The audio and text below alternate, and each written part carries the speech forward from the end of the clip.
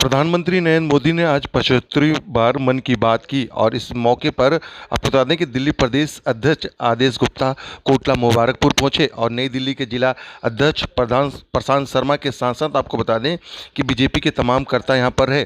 आदेश गुप्ता जब यहां पर पहुंचे कोटला मुबारकपुर में तो वहां पर बीजेपी के कार्यकर्ताओं ने उनका स्वागत किया। उसके बाद एक बड़ी स्क्रीन पर प्रधानमंत्री नरेंद्र मोदी की मन की बात को यहाँ पर बीजेपी के तमाम कार्यकर्ताओं के साथ साथ दिल्ली प्रदेश अध्यक्ष ने भी सुना। तस्वीर हम आपको दिखा रहे हैं कोटला की, जहां पर आपको बता दें कि प्रधानमंत्री नरेंद्र मोदी जब मन की बात कर रहे थे तो यहां पर भी स्क्रीन लगाकर मन की बात को सुना गया। और उसके बाद लोगों को जागरूक करने के लिए आदेश गुप्ता जो है उन्होंने बताया कि किस तरीके से देश के प्रधानमंत्री नरेंद्र मोदी ने आज मन की बात में क्या क्या बातें कही हैं, उन बातों को उन्होंने मीडिया से साझा किया। तस्वीर हम आपको दिखा रहे हैं कोटला मुबारकपुर की। आज 75वीं मन की बात प्रधानमंत्री जी ने उद्बोधन किया है। प्रधानमंत्री जी जब भी मन की बात बोलते हैं, बहुत ऐसे सारे प्रसंग जो पूरे देश के लिए बड़े प्रेरणादायक होते हैं। उन्होंने आज जो लाइट हाउस की बात कही कि ऐसे लाइट हाउसेस की जो उन्होंने पिछले मन की बात में कही थी, उसका कई लोगों ने, देश के नागरिकों ने रिसर्च करके भेजा है। कई ऐसे लाइट हाउस जो आज से जब बने होंगे तो समुद्र के किनारे थे, आज वो समुद्र वहाँ से 100 किलोमीटर दूर है। और जो गौरैया की, जो हमारा पक्षी गौरैया, उसकी रक्षा के लिए, उसके संरक्षण की बात कही, बहुत ही प्रेरणादायक है। क्योंकि हम प्रकृति से ही हैं और प्रकृति हमसे नहीं है। प्रकृति की रक्षा करना, पर्यावरण की रक्षा करना, ये हम सबकी जिम्मेदारी है। ये प्रधानमंत्री जी ने कहा कि बचपन में हम लोग गौरैया से खेलते थे, गौरैया को देखते थे, खुश होते थे।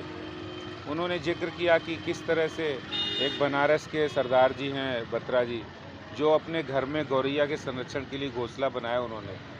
हम लोगों को भी अपने छोटे छोटे प्रयासों से प्रकृति की, पक्षियों की, पशु पक्षियों की रक्षा के लिए कुछ न कुछ यत्न करना चाहिए।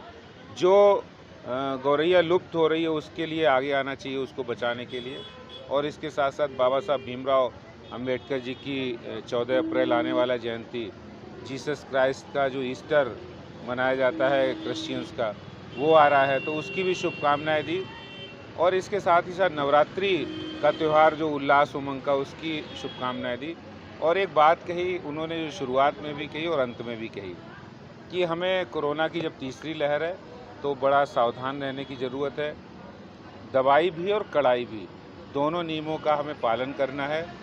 अभी बिल्कुल फ्रीडम नहीं रखना है। जो ज़्यादा से ज़्यादा हम लोग मास्क पहने, और अभी तो हम आपसे बात कर रहे हैं तो हमने उतारा है, लेकिन मास्क पहनना और दूरी रखना, वैक्सीनेशन का अभियान जो चला है, मैं समझता हूँ कि ये भारत की बहुत बड़ी उपलब्धि है।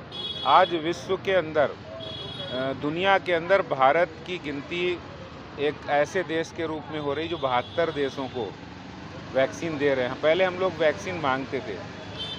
भारत का हेल्थ इंफ्रास्ट्रक्चर मजबूत नहीं था। मोदी जी के कुशल नेतृत्व में, सूझबूझ भरी रणनीति ने और हमारे डॉक्टर्स और वैज्ञानिकों के कारण आज पूरा देश में विश्व का सबसे बड़ा वैक्सीनेशन अभियान चल रहा है। इसके लिए हम लोग प्रधानमंत्री जी का धन्यवाद करते हैं। और मोदी जी के मन की बात हमने आज कोटला में सुनी है।